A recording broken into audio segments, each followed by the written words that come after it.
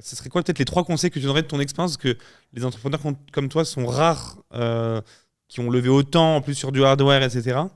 Peut-être si tu dois tu as quelqu'un qui veut se lancer, les 3 conseils que tu lui donnerais.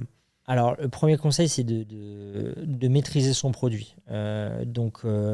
Construire une boîte, malgré tout, tu maîtrises tout de A à Z. Sur du hardware, c'est extrêmement important. Pas j'externalise et tout, ça Non, marche pas ça. et même la R&D, tu vois, nous, la chance qu'on a, c'est de réduire constamment le prix de ton produit. Là où si tu ne maîtrises pas ton produit, potentiellement, en fait, ton prix va quasiment jamais bouger en termes de prix de prod.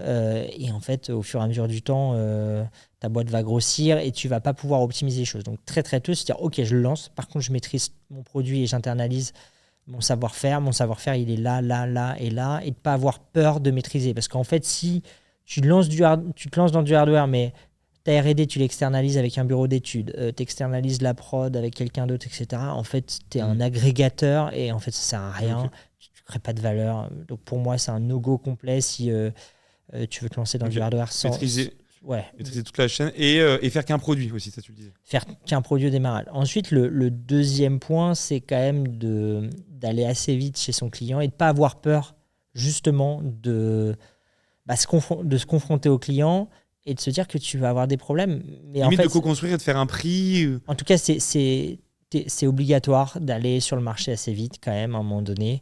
Et ça, tu peux pas y couper non plus. Donc, va voir tes clients assez vite, co-construis le produit avec eux et connecte en fait ta R&D à ton client parce que en fait, c'est le client qui va avoir la réponse de cette transformation d'usage-là.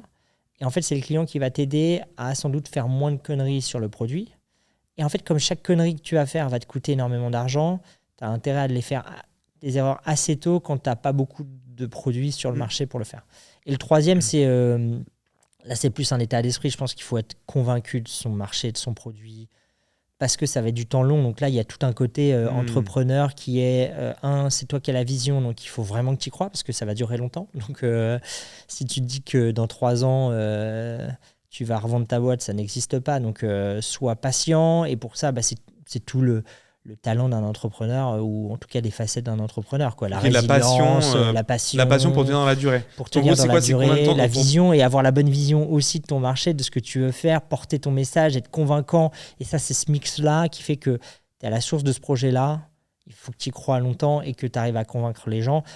Et après, le seul sujet, dont pour le coup, je n'ai pas encore la réponse, c'est comment tu arrives à transformer le marché européen avec une ambition forte et des investissements massifs pour permettre à un projet industriel hardware de se développer, tu vois. Et ça, on n'y est pas encore aujourd'hui. Okay.